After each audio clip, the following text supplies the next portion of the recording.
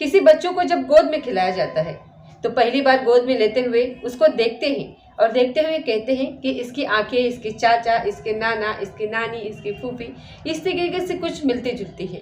इसी तरीके से बच्चे के एक एक अंग को देखा जाता है और देखने के बाद किसी परिवार वालों से उसका मिलान किया जाता है। जब वो बच्चा बड़ा हो जाता है तो उसकी हरकतें, उसकी जो आदतें होती हैं वो घर के परिवार के किसी सदस्य के बारे में बात की जाती है कि इसकी आदत तो इसके ताऊ जी से मिलती है, इसकी आदत तो इसकी चाचा जी से मिलती है। ठीक ऐसे ही एक कहानी है। एक कहानी में एक बालक को जब भी कोई खिलाया करता था तो कहते हैं कि घर परिवार में इसकी शक्ल किसी से मिलती जुलती नहीं है, आखिरकार ये बालक किसका है। बस इतना होता है कि इसके बाद फिर पति के मन में भी एक शक पैदा हो जाता है। वो अपने पत्नी से पूछता है कि बड़ा बेटा तो मेरा है, लेकिन छोटा बेटा किसका है। पति पत्नी में इसी बात को लेकर के विवाद रहने लगता है। एक दिन पति जिद पर अड़ जाता है और कहता है कि मैं इस छोटे वाले बालक का हर हाल में डीएनए टेस्ट करवाऊंगा और उसके बाद देखूंगा कि ये सचमुच मेरा ही है या फिर किसी और का है। यहाँ से विवाद और ज्यादा होने लगता है। इस बात पर गुस्सा होकर के पत्नी ने जान देने की कोशिश की, लेकिन बात यहाँ थम नहीं रही थी और बात पहुंच जाती है एक कत्ल पर। ऐसा परफेक्ट कत्ल ये किया गया था कि ये कत्ल का ना कहीं कोई पोस्टमार्टम में कुछ आता है, ना ही कोई मारपीट में कुछ आता है। ऐसा लग रहा था कि जैसे ये सामान्य मौत है।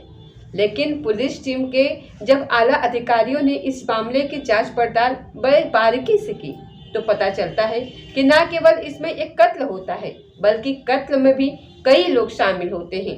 पुलिस ने उन सबको गिरफ्तार किया और गिरफ्तार करने के बाद उन सभी को जेल भेज दिया।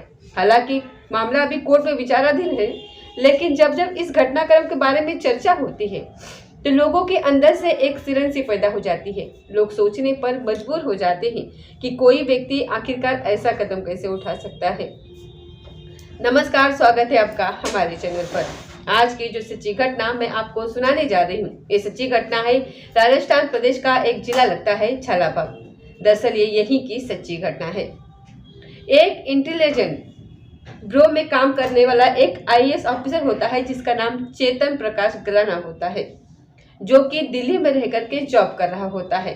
और 14 फरवरी साल 2018 की ये बात है। वो अपने घर के लिए निकलता है।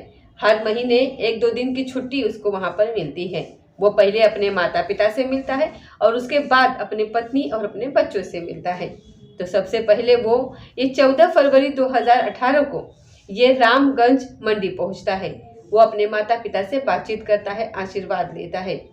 शाम के 6 बजे के आसपास का ये वक्त रहा होगा। उसने अपनी पत्नी को फोन किया। पत्नी यानी कि अनीता यानी कि प्राइमरी विद्यालय की सरकारी टीचर। उसको वो फोन करता है और कहता है कि मैं लगभग अगले 1 घंटे में घर पहुंचने वाला हूँ और तुम बस जो भी कुछ खाना वाना बनाना है अपना तैयारी कर लेना। कुछ इस तरीके का मैसेज दिया, संदेश दिया। लेकिन 1-1.5 घंटे से ज्यादा का समय बीत जाता है। अनीता जब फोन करती है तो फोन नंबर नहीं मिलता है। अब अनीता यहाँ परेशान हो जाती है कि इसका जो पति है जिसका नाम चेतन प्रकाश गलाना है वो आखिरकार कहाँ रुक गया है। तभी पास में रहने वाली एक रिश्तेदार होती है जिसका नाम मनमोहन वीना होता है। ये अनीता मनमोहन वीना के पास जाती है और कहती है कि देखो, मैंने अभी उनका ये मैसेज आया था और उन्होंने मुझसे कहा कि मैं 1 घंटे में आ जाऊंगा। 6 बजे का मैसेज है, लेकिन अब 8 बज चुके हैं और अभी तक वो नहीं आए। देखो जरा वो कहाँ पर है, मेरे तो कुछ समझ में नहीं आ रहा है। अजीब सी घबराहट भी हो रही है मुझे। जब इस तरीके की बात अनीता ने कही तो मनमोहन वीना को ऐसा लगता है कि देखना चाहिए। उन्होंने 1-2 लोगों को और शामिल किया और शामिल करने के बाद इसके पति यानी कि जो आईपीएस ऑफिसर होते हैं चेतन प्रकाश गलाना, उसको ढूंढने के लिए निकल जाते हैं। कड़ी मशक्कत के बाद आखिरकार झालर पाटन के पास भवानी मंडी मार्ग है और भवानी मंडी मार्ग के पास रेलवे के रिलायटा पुल के पास वो बेहोशी की हालत में आईटी ऑफिसर मिल जाता है। उसको तत्काल प्रभाव से वहां से एक नज़दीकी एक हॉस्पिटल होता है, जिस हॉस्पिटल का नाम एजी हॉस्पिटल है, वहां पर लेके जाते हैं और वहां ले जाने के बाद उसको दिखाते हैं। डॉक्टर लोग उसका इलाज शुरू कर देते हैं। जैसे ही डॉक्टर लोगों ने देखा तो उन्होंने कहा कि इसके अंदर कुछ नहीं बचा, यानी कि ये मर चुके हैं। जैसे आईपीएस ऑफिसर की मरने की बात आती है तो मनमोहन वीना ने सबसे पहले पत्नी को उसके बाद माता पिता रिश्तेदार आसपास के सभी लोगों को ये खबर पहुंचा दी। सभी लोग इकट्ठे होते हैं। इकट्ठे होने के बाद ये हॉस्पिटल में जमघट लग जाता है। अब मामले की सूचना पुलिस को दी जाती है। आखिरकार पुलिस में एक एफआईआर दर्ज कर दी जाती है और एफआईआर का एक ये होता है कि सस्पेक्टेड डेथ, यानी कि ये जो डेथ थी कोई सामान्य नहीं लग रही थी, कुछ न कुछ इसमें सस्पेंस था। अब इस मामले की जांच पड़ताल जब शुरू होती है, पुलिस इस मामले को बड़े ही गंभीरता से लेती है। साथ ही 15 फरवरी 2018 को मेडिकल बोर्ड में इस लाश का पोस्टमार्टम कराया जाता है। पोस्टमार्टम की जब रिपोर्ट आती है तो हर कोई हैरान हो जाता है। दरअसल ये सस्पेक्टेड जो मौत थी ये सस्पेक्टेड ही रह जाती है, क्योंकि कोई ऐसा सबूत ही नहीं मिला जिसके आधार पर ये कह सके कि ये हत्या है या फिर किसी के शरीर पर, इसके शरीर पर कोई भी मारपीट, कोई निशान नहीं था। सब कुछ एकदम सामान्य जैसे था। अब ऐसी स्थिति में वो क्या किया जाए? अब देखते ही देखते पुलिस इस मामले की जांच पड़ताल कर रही थी। साथ ही जो तीसरी रिपोर्ट होती है उसको गृह विज्ञान भेजा गया था ताकि ये पता चल सके कि आखिरकार कहीं कोई बात तो नहीं है। पुलिस अपने तरीके से कोई भी कसर बाकी यहाँ पर नहीं छोड़ रही थी, लेकिन इसमें कुछ ऐसा सबूत हासिल हो ही नहीं रहा था। पुलिस ने इसे एक तरीके से सामान्य मौत मान लिया, लेकिन जो लड़के के पिता होते हैं, लड़के के पिता वो इस सामान्य मौत मानने को तैयार नहीं थे। वो सीधा कोर्ट जाते हैं और कोर्ट जाने के बाद ये कोर्ट से अपील करते हैं। इस बात को 3 महीने का समय बीत चुका था। वो कोर्ट से अपील करते हैं कि मेरे बेटे की जो मौत है वो सामान्य नहीं है बल्कि हत्या है। आपको इस मामले की फिर से जांच करानी होगी और अच्छे से जांच होगी तो शायद कोई न कोई बात निकल के सामने आएगी। पिता ने जब कोर्ट से जाके अपील की तो कोर्ट ने इस बात को मान लिया और कोर्ट ने कहा कि इस मामले की पुनः इन्वेस्टिगेशन होनी चाहिए और पुनः ही एफआईआर दर्ज होनी चाहिए। अब अज्ञात हत्यारों के खिलाफ मुकदमा दर्ज कर लिया जाता है। मामले की बात एसपी आनंद शर्मा तक पहुंचती है। उन्होंने एडिशनल एसपी छगन सिंह राठौर उनके नेतृत्व में एक टीम गठित करी और सदर थाना प्रभारी संजय मीणा, एएसआई अजित ओगा होते हैं और एक हेड कांस्टेबल होते हैं कुंदन राठौर उनका नाम होता है और एक महेश सिंह हेमंत शर्मा होते हैं। इस तरीके की एक टीम बनाई जाती है और टीम से कहा जाता है कि इस मामले की बारीक के बारीक जो पहलू हो इसकी जांच करें, क्योंकि मामला एक आईटी ऑफिसर से जुटा हुआ है। उसकी पत्नी शिक्षिका है और परिवार वाले बहुत ही फेल है, इसीलिए ज़रूरी है कि इस मामले की अच्छे से जांच हो। फिर कोर्ट ने जो आदेश दिया था, कोर्ट के आदेश का भी पालन करना था। पुलिस के लिए एक बहुत बड़ी चुनौती थी। आखिरकार पुलिस ने मामले की जांच पड़ताल करना शुरू कर दिया। दोस्त हो, रिश्तेदार हो या फिर दुश्मन हो, सभी की एक लिस्ट बनाई जाती है। साथ ही दिल्ली के ऑफिस में जो ऑफिसर काम करने वाले जितने भी कर्मचारी वहां पर होते हैं, वहां पर भी दोस्त हो या फिर उसके आसपास जो भी मिलने वाला हो, साथ ही उसके दुश्मनों की भी लिस्ट बनाई जाती है। सभी से बारी बारी से गहनता के साथ पूछताछ की जाती है। साथ ही पुलिस ने इस मामले को 3 बिंदुओं को ले लिया। पहला बिंदु ऐसा था जिसमें बताया गया कि हो सकता है कि आईटी ऑफिसर को हार्ट अटैक आया हो और हार्ट अटैक से उसकी मौत हुई हो, और दूसरा ये होता है कि वो अपने व्यक्तिगत परेशानियों से इसके परेशान हो चुका हो और वो हो सकता है उसने अपनी जान दे दी हो, और तीसरा जो बिंदु था वो इसका ये था कि हो सकता है कि मर्डर हो। यानी कि 3 अलग अलग पॉइंट चलते हैं और 3 पॉइंटों पर इसकी जांच पड़ताल शुरू हो जाती है। आखिरकार पुलिस ने जब अलग अलग लोगों से, रिश्तेदारों से, दोस्तों से, अड़ोस पड़ोस वालों से, सभी से बातचीत करना शुरू किया, तो बातचीत करने के बाद यहाँ पर यह पता चलता है कि जो छोटे वाला बेटा है, उस बेटे को लेकर के अक्सर उसका अपनी पत्नी जो है वो अपने पत्नी से अक्सर नाराज रह करता था, और एक बार उसने ये तक कह दिया था कि वो अपने छोटे बेटे का डीएनए टेस्ट कराएगा। उसे ऐसा लगता है कि ये बेटा उसका नहीं है। जब पत्नी से ये बात पूछी जाती है तो पत्नी कहती है कि ये सब बेकार की बातें हैं, ऐसा कुछ भी नहीं है, ये सब हमें बदनाम करने की साजिश की जा रही। लेकिन पुलिस जब अपने मामले में अपने हिसाब से जब जांच पड़ताल करती है तो पुलिस के सामने एक नाम आता है, और वो नाम होता है प्रवीण राठौर का, जो कि राजस्थान पुलिस में कांस्टेबल के पद पर तैनात होता है। आखिरकार जब ये नाम आता है तो अनीता से जब ये नाम जुड़ता है तब इसे जोड़ने के लिए जब पुलिस ने अपना काम करना शुरू किया तो पता चलता है कि अनीता और प्रवीण राठौर जो होता है, जो कि राजस्थान पुलिस में कांस्टेबल होता है, यह बचपन से ही एक दूसरे से बहुत अच्छे दोस्त होते हैं। प्रवीण की जॉब लग जाती है राजस्थान पुलिस में और साल 2008 की बात है, अनीता की नौकरी लग जाती है सरकारी विद्यालय में। सरकारी विद्यालय में टीचर बन जाती है। साल 2008 की ही ये बात है। जब उसकी नौकरी लग जाती है तो प्रवीण राठौर इसके घर पहुंचता है, अनीता के घर जाकर के कहता है कि मैं तुमसे शादी करना चाहता हूं, तुम्हारे साथ जिंदगी बिताना चाहता हूं। जैसे ही अनीता के घर वालों को ये बात पता चलती है तो अनीता के घर वालों ने साफ साफ इनकार कर दिया कि ये शादी किसी भी कीमत पर नहीं हो सकती है, इसलिए तुम्हारे रास्ते अलग हैं और हमारे रास्ते अलग हैं। ये शादी की जब मंजूरी नहीं दी जाती है तो अनीता के लिए एक लड़के की तलाश शुरू हो जाती है। आखिरकार साल 2011 में चेतन प्रकाश गलाना नाम के एक लड़के से, जो कि आईबी में ऑफिसर होता है, दिल्ली में उसकी पोस्टिंग होती है, उससे उसकी शादी हो जाती है। यहाँ से जिंदगी बिल्कुल ठीक ठाक चल रही थी, सब कुछ एकदम ठीक था। साल 2012 में इनको एक बेटा भी होता है, बेटे का जन्म होता है और ये परिवार बिल्कुल ठीक ठाक तरीके से अच्छे से रह रहा होता है। उधर प्रवीण राठौर जो होता है उसकी भी शादी हो जाती है और शादी होने के बाद, ये 2014 की बात है, दिसंबर का महीना था, उसकी पत्नी की एक सरकारी विद्यालय में नौकरी लग जाती है। और जब नौकरी लगती है तो एक दिन वो अपने पत्नी को सरकारी विद्यालय में छोड़ने के लिए गया हुआ था, जो कि झालावाड़ का एक असनावर विद्यालय होता है। असनावर में जब उसने अपने पत्नी को छोड़ने के लिए गया था तो उसने एक शिक्षिका को भी उसी विद्यालय में देखा। असनावर विद्यालय में उसकी पत्नी की भी तैनाती होती है और जो बचपन की दोस्त होती है अनीता, उसकी प्रेमिका, उसकी भी उसी विद्यालय में तैनाती होती है। जब वो अपनी पत्नी को छोड़ने के लिए आया करता था तब अनीता से उसके बातचीत का सिलसिला शुरू हो जाया करता था। दोस्ती गहरी हो जाती है और नज़दीकियाँ इनकी आपस में बढ़ने लगती हैं।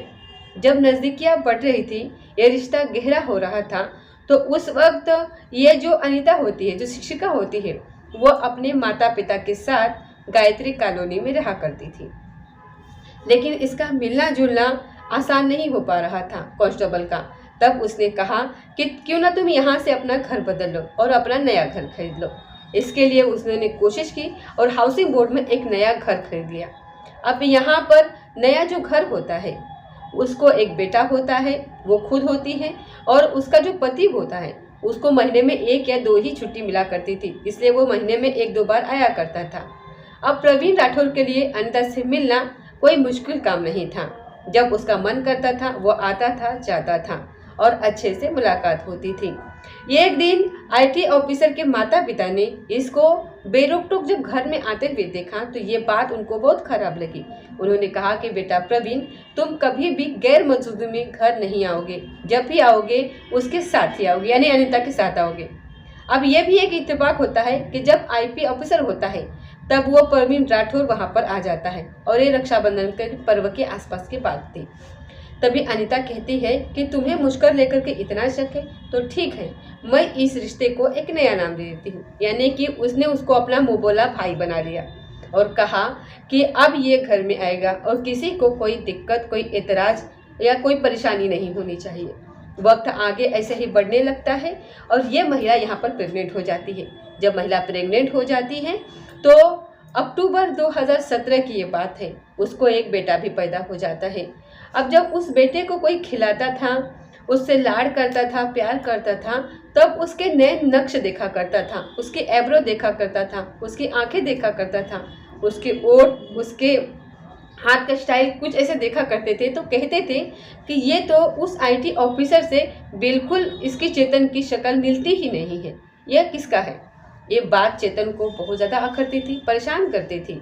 इसलिए चेतन ने कहा अपनी पत्नी से, बड़ा बेटा तो मेरा है लेकिन छोटा बेटा मेरा नहीं है, मैं इसका हर हाल में डीएनए टेस्ट करवाऊंगा, तुम देख लेना, और जिस दिन ये डीएनए टेस्ट आ जाएगी उस दिन पर्दाफाश होगा और उस दिन तुम्हारा क्या हश्र होगा तुम्हें इस बात का अंदाज़ा नहीं है। इसी बात को देखते हुए पति पत्नी में विवाद रहने लगता है। विवाद कुछ बढ़ता है, लेकिन वो जो आता था घर में, जो कांस्टेबल होता है, जो अनीता के पास आता था, मिलता था, यहाँ एक बड़ी दिलचस्प बात ये थी कि पत्नी के पास 2 मोबाइल थे। एक मोबाइल से वो अपने पत्नी से बात करता था और दूसरे मोबाइल से वो अपने प्रेमी से बात करती थी, यानी कांस्टेबल से बात करती थी, और वो मोबाइल भी कांस्टेबल ने खुद दिलाया हुआ था।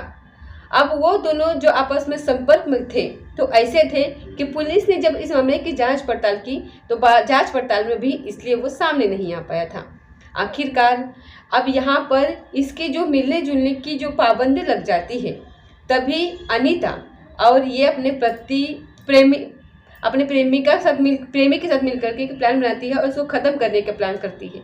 और इसको ख़त्म करने का प्लान करती है तभी कांस्टेबल प्रवीण राठौर ने अपना एक मिलने वाला होता है, ARTO पर विजन का काम करता था, उसका नाम शाहरुख होता है। शाहरुख को एक बात कहता है कि मेरी एक बहन है और मेरी बहन को एक लड़का यानी कि उसका बहनोई उसको बहुत ज़्यादा परेशान करता है और मैं चाहता हूँ कि हम उसको मार दें। इसके लिए उसने उसको 3 लाख रुपए दिए शाहरुख को, और शाहरुख ने 3 लाख रुपए लेने के बाद 25 दिसंबर 2017 को ये अनीता मुखबरी करती है। जब ये दिल्ली से राजस्थान के लिए आता है तो उसने कहा कि ठीक है, मैं इसे रास्ते में ही मार दूंगा। अब रास्ते में मारने वाली बात थी, लेकिन ठंड का मौसम था, ठंड ज़्यादा थी, इसलिए उसने अपने आप को चेहरे को कवर किया हुआ था, उसने मफलर बांधा हुआ था, जिसके वजह से उसकी पहचान नहीं हो पाती है और वो 25 दिसंबर 2017 को बच जाता है। 4 जनवरी 2018 को आखिरकार शाहरुख अपना एक साथी होता है जिसका नाम शातिर होता है, शाकिर को 20,000 रुपये देता है और कहता है कि ट्रक से इसको टक्कर मारनी है। जैसे ही ट्रक से इस स्कूटी को टक्कर मारने की कोशिश जाती है, लेकिन स्कूटी आगे निकल जाती है और टक्कर लग नहीं पाती है। ये दूसरा भी मामला यहाँ पर फेल हो जाता है। तीसरी बार कोशिश की जाती है, चौथी बार कोशिश की जाती है, 4 बार जब फेल हो जाते हैं, लेकिन वो लगे हुए थे। आखिरकार 14 फरवरी 2018 को अनीता के माध्यम से उसको ये सूचना मिलती है कि वो आज घर पर आ रहा है और ये टाइमिंग होगा। तभी उस कांस्टेबल ने शाहरुख को अपना जो भी रास्ता होता था वो दिखाया और कहा कि तुम इसका पीछा करना, और वहाँ जाने के बाद जैसे ही ट्रेन में बैठेगा और ये झालावाड़ आएगा तो इसका तुम पीछा करना और देखते हैं कि आगे क्या होगा। अब यहाँ से इन्होंने एकदम पूरी प्लानिंग बनाई और जैसे ही झालावाड़ स्टेशन पर उतरा तो पहले से एक कार खड़ी हुई थी, कार में वो लोग बैठे हुए थे। IT ऑफिसर जो होता है वो जैसे ही वो बाहर निकलता है तभी उसका अपहरण कर लिया जाता है और अपहरण करने के बाद उसी कार में बिठाया जाता है और उसको एक ऐसा इंजेक्शन दिया जाता है, उस इंजेक्शन की ओवरडोज हो जाती है और ओवरडोज के बाद ये बताया जाता है कि ये पोस्टमार्टम रिपोर्ट में कभी भी इंजेक्शन आ ही नहीं सकता, इसलिए उन्होंने उसको अपहरण करने के बाद इंजेक्शन दे दिया और इंजेक्शन देने के बाद उसकी वहाँ पर मौत हो जाती है। और मौत इसलिए होती है क्योंकि इसके नाक को बंद कर दिया गया था, उसको सांस नहीं ले पा रहा था वो। लेकिन पुलिस ने जब इस मामले की गहनता से जांच पड़ताल की तो पता चलता है कि ये इंजेक्शन की व्यवस्था एक संतोष निर्मला का व्यक्ति होता है, जो कि नर्सिंग का भी उसने काम किया हुआ था।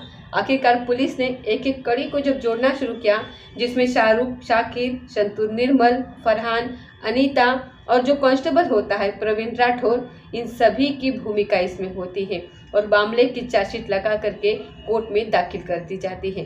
सभी आरोपियों को गिरफ्तार कर लिया जाता है। साल 2018 का यह किस्सा होता है, साल 2025 होने वाला है, लेकिन अभी तक चल रहा है और बहुत ही जल्दी बताया जाता है कि अब इस कोर्ट में इसका फैसला आ जाएगा और आरोपियों को कड़ी से कड़ी सजा मिलेगी। यह एक ऐसा परफेक्ट कत्ल था जिसमें शायद आरोपी कभी नहीं पकड़े जाते, लेकिन पिता को बिल्कुल भी यकीन नहीं था। पिता ने जब कोर्ट से अपील की, उसके बाद फिर आरोपियों को मामले में पुलिस ने अहमियता से बात की और अच्छे से जांच की तो इसमें बेहतरीन काबिले तारीफ वाला रिजल्ट सामने आता है। पुलिस ने जो इसमें काम किया है वाकई में पुलिस की तारीफ करनी पड़ेगी यहाँ पर, और जितने भी हत्यारे होते हैं उनको गिरफ्तार किया जाता है और जेल भेजा जाता है। दोस्तों, इस पूरे घटनाक्रम को सुनाने का उद्देश्य किसी को परेशान करना नहीं है, किसी का दिल दुखाना नहीं है, बल्कि आपको जागरूक करना है, आपको सचेत करना है। इस तरीके से अवैध संबंध जो होते हैं वो हमेशा गलत ही होते हैं और इसका नतीजा हमेशा भयानक और गलत ही होता है। इसमें कई जिंदगियां बर्बाद हो जाती हैं, इसलिए ऐसा कदम उठाने से अक्सर बचना चाहिए। ऐसे मतलब जो ऐसी घटनाएं होती हैं, फिर ऐसे जो कारनामे होते हैं, जो गलत रिश्ते यहाँ पे स्थापित होते हैं, इनका रिजल्ट कभी ही अच्छा नहीं होता। आप देख सकते हैं इतिहास के पन्नों को उठा करके कि इनका रिजल्ट कभी भी अच्छा नहीं होता, इनका रिजल्ट हमेशा भयानक ही तरीके से होता होता है और इसमें कई जिंदगियां बर्बाद हो जाती हैं। इसलिए ऐसे अवैध संबंध बनाने से अक्सर बचना चाहिए। तो दोस्तों, ये थी आज की सच्ची घटना। मिलते हैं अगले किसी सच्ची घटना के साथ। तब तक जय हिंद, जय भारत।